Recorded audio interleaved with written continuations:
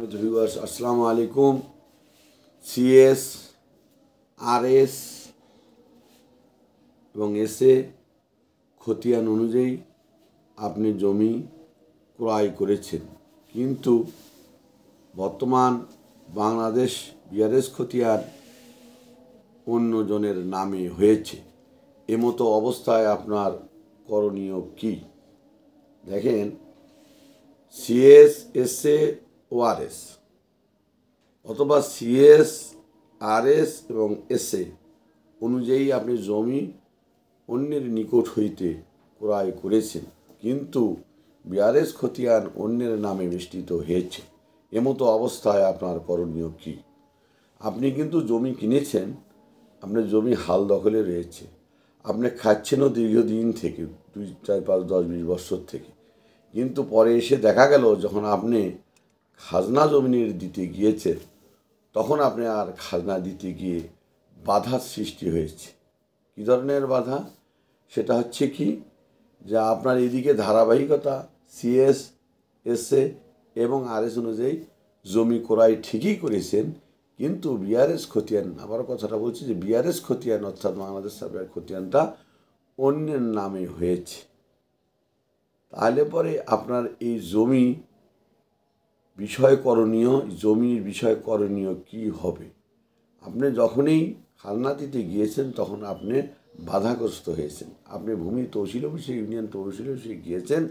যখন আপনি খাজনা দিবেন তো সেই মুহূর্তে তহসিলদার সাহেবের কাছে যখন আপনি গিয়েছেন কর দেওয়ার জন্য, তখন উনি বললেন যে আমি এ খাজনা নিতে পারিব না। আপনার নামে আমি কিভাবে খাজনা নিতে পারব? খাজনা নিতে পারবে, কিন্তু আপনি আপনার নামে সরাসরি নাম বেষ্টিত করতে পারবেন না। আপনি বাহক হবেন, আপনার নামে বাহক হবেন, আর তার নামে খাজনা দিতে হবে। জমি কিনেছেন আপনি আপনার নামে, সরাসরি আপনার নামে খাজনা দিবেন, কিন্তু খাজনা তো আপনি দিতে পারতেছেন না, কারণ সরাসরি তহসিলদার সাহেব আপনার কাছ থেকে খাজনাও নেবে না। কারণ ওই যে বিআরএস খতিয়ান, বর্তমান যে মাঠ পর্সার যে আপনার নতুন খতিয়ান হয়েছে বিআরএস খতিয়ান, সেটা তো অন্যের নামে। আপনি তো এই জমিটা কোনো দিন যদি করতে যান, আপনি খারিজ করতে যান, তাও তো আপনি এই জমিটা কোনো অবস্থাতে খারিজ করতে পারবেন না। আচ্ছা, এখনই মতো অবস্থায় করণীয় থাকবে, আপনার তো মাথা ঘুরিয়ে যাওয়ার কথাই। আপনি জমি 3 বিঘাই হোক, 2 বিঘাই হোক, 10 শতকেই হোক বা 5 বিঘাই হোক করেছেন, কিন্তু এর মধ্যে দেখা যাবে 6 বিঘার মধ্যে 2.5 বিঘা বা 3 বিঘা জমি আপনার অন্যের নামে বিআরএস খতিয়ান হয়েছে। মহা মুশকিল। এখন আপনার মতো অবস্থায় করণীয় থাকবে যে আগের পূর্বের যদি ধারাবাহিকতাগুলান সিএসএসএ এবং আরএস অনুযায়ী ঠিক থেকে থাকে, দাগ নম্বরও ঠিক থাকতে হবে। আপনি কোন কোন জমি ক্রয় করেছেন, কার নিকট হতে ক্রয় করেছেন, সিএস ঠিক আছে কিনা মূল মালিক, এসএ কার নামে হয়েছে, আরএস কার নামে হয়েছে, এই ধারাবাহিকতা যদি সুন্দরভাবে থেকে থাকে এবং আপনার যদি কোনো প্রকার দাগ খতিয়ান ভুল না হয়ে থাকে, আপনি রেজিস্ট্রিকৃত দলিলের মধ্যে সবই ঠিক আছে, কোনো কাটাকাটি নেই, আপনার সব কিছুই ঠিক রয়েছে, কিন্তু মাথায় বজ্রপাত আপনার পড়েছে যে বিআরএস খতিয়ান অন্যজনের নামে, কিন্তু খাজনা দিতে গিয়ে আপনি বোধগম্যের মধ্যে এসে গেছে যে বিআরএস খতিয়ান অন্যের নামে। তখন আপনার করণীয় থাকবে আপনি নিজে এই দলিল, রেজিস্ট্রিকৃত দলিলটি, যদি দলিলও আপনার কাছে না থেকে থাকে, যদি আপনি সার্টিফাই কপি নিয়ে যান এবং সেটা ভলিউমে যদি সব কিছু ঠিক থেকে থাকে, ধারাবাহিকতা, দাগ নম্বর, খতিয়ান নম্বর, পূর্বের 3টা কেস আরএস, এসএ এবং আরএস খতিয়ান সবই ঠিক আছে, কিন্তু বিআরএস খতিয়ান অন্যজনের নামে হয়েছে, তখন আপনি এক বিজ্ঞ উকিল দ্বারা আপনাকে বিআরএস খতিয়ান আপনার নামে আনার জন্য সব কাগজগুলি আপনার নামে ঠিক আছে এবং আপনার নামে করার জন্য তখন আপনাকে বিজ্ঞ উকিল দ্বারা এবং ভালো একজন উকিল দ্বারা আপনাকে এই বাদী হয়ে আপনার এই কেসটা অবশ্যই কিন্তু করতে হবে। আপনি হবেন বাদী আর তাকে করবেন বিবাদী। তখন আপনার এই কাগজগুলান সব কিছু জাস্টিফাই করে উকিলে দেখবে সবই ঠিক আছে, কিন্তু এই বিআরএস খতিয়ান আপনার নামে করতে গেলে আপনাকে একটা বিজ্ঞ আদালতে আপনাকে অবশ্যই কেস করতে হবে, এবং এই কেসটা যখন করবেন আপনি, তখন একটা নোটিশ সার্ভ হবে। এই নোটিশ সার্ভটা আপনার ওই বিবাদীর কাছে অলরেডি চলে যাবে, 2 মাস পরে হোক, 3 মাস পরে হোক। এবং আপনি যদি নিজের চেষ্টা করে দেন, তাহলে আরও যদি একটু নিজের চেষ্টা করেন, তাহলে হয়তো দেখা যাবে শর্ট সময়ের মধ্যেই, হয়তো 15 দিন বা 10 দিনের মধ্যে নিজে একটু পয়সা লোভিং করে দিয়ে দিলে, তাহলে তাড়াতাড়ি এটার নোটিশ তার কাছে যাবে। যখন বিবাদীর কাছে যখন অলরেডি নোটিশ চলে যাবে, তখন বিবাদীর হুট করে বলবে যে আচ্ছা কিসের নোটিশ আমার এটা, তখন হয়তো তাকে আপনি বলতে পারেন যে ভাই আপনাদের কাছ থেকে জমি কিনেছি কিন্তু বিআরএস খতিয়ান আপনাদের নামে হয়েছে, আমার দলিল পূর্বের যে দলিলগুলো আছে আপনি সিএস SARS সবই ঠিক আছে কিন্তু ভুলবশত আপনার নামে হয়েছে। তখন ওই লোক যদি দেখে যে না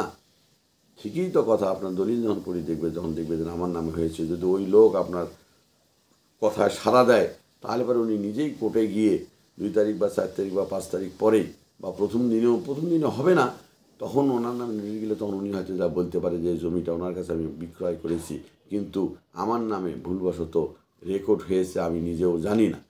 আপনি নিজেও জানি না, বা উনি জমিটা যখন ক্রয় করেছে ক্রয় করার সময়ও ওটা খতিয়ে সেইভাবে আদৌ দেখেনি, মিস্টেক হয়ে গেছে এই জায়গায়, তখন আপনি ওই লোক যখন যাবে কোর্টে যাওয়ার পরে তখন উনি নিজে যায় যদি সশরীরে বলে যে হ্যাঁ আমি মুজিবুর রহমান করিমের কাছে জমিটা বিক্রি করেছি কিন্তু রেকর্ড আমার নামে হয়েছে ভুলবশত, আমার এই জমিনের মধ্যে কোনো দাবি সভা নাই, আর দাবি সভা করলেও আমার আইনগত দিক থেকে আমি এই জমি পাবো না, উনিই পাবে, অতএব আমার কোনো আপত্তি নাই, ওনাকেই আপনি জমিটা আমার নাম থেকে রেকর্ড কর্তন করে আপনি কাগজ প্রথম থেকে শেষ পর্যন্ত যাচাই বাছাই করে ওনাকে আপনি রায় দিয়ে দেন, বিজ্ঞ আদালতে রায় দিয়ে দেন আমার এখানে ওনার জমি উনি খাচ্ছে, তখন আপনি এই রেকর্ডটাও ওই যে আপনার রেজাল্ট দিবি বিজ্ঞ আদালতে আপনি কেস করার পর, তখন আপনি এই কাগজটা নিয়ে এসে যদি আপনি তহসিলদার ভূমি অফিসে গিয়ে তহসিলদার সাহেবের কাছে গিয়ে বলেন যে বলে আমার এইরকম আমার নাম ভুলবশত ওনার নাম হয়েছে, আমার নাম বেষ্টিত হয়নি, আমি কেস করার পর 2 বছর বা 3 বছর বা 4 বছর 5 বছর পর আমি এই রায় নিয়ে এসেছি, তখন আপনি তহসিলদার আপনার নামে সরাসরি খাজনা নিতে বাধ্য থাকবে, কেননা আইনের ঊর্ধ্বে কেউ না, আইন সবার জন্যেই সমান, তাই আপনারা জমি কিনবেন খুবই সুন্দরভাবে নিজে বুঝে শুনে, হ্যাঁ ধারাবাহিকতা অনুযায়ী আপনি জমি কিনবেন, তাহলে আপনি কোনো দিন ঠকবেন না, আপনি কোনো দিন টেনশনে পড়বেন না, এবং আপনি তখন নিরাপদ থাকবেন যে জমি সবারই জমির প্রতি আকর্ষণ, আপনি এত টাকা দিয়ে লক্ষ লক্ষ টাকা দিয়ে জমি করেছেন কিন্তু জমির মধ্যে ত্রুটি রয়েছে, তাই আপনারা এই আমাদের হোয়াটসঅ্যাপ নাম্বার দেওয়া থাকবে, এই হোয়াটসঅ্যাপ নাম্বারে আপনারা যোগাযোগ করবেন অবশ্যই, আর আপনারা এটার বিষয়ে আমার কাছে আপনারা মেসেজ পাঠিয়ে দিবেন বা মেসেজ পাঠিয়ে দিবেন সুন্দরভাবে, আমি আপনাদেরকে উত্তর দিতে বাধ্য থাকিব বা আমিও সুন্দরভাবে উত্তর দেব, আর এই হোয়াটসঅ্যাপ নাম্বারে আপনারা সরাসরি আমার সঙ্গে যোগাযোগ করতে পারেন, এই আশাবাদ ব্যক্ত করে আপনাদের সুস্বাস্থ্য কামনা করে আপনারা দীর্ঘজীবী হন এই বলে আমি শেষ করছি। আমি শাহ মোহাম্মদ হারুনুর রশিদ। আসসালামু আলাইকুম।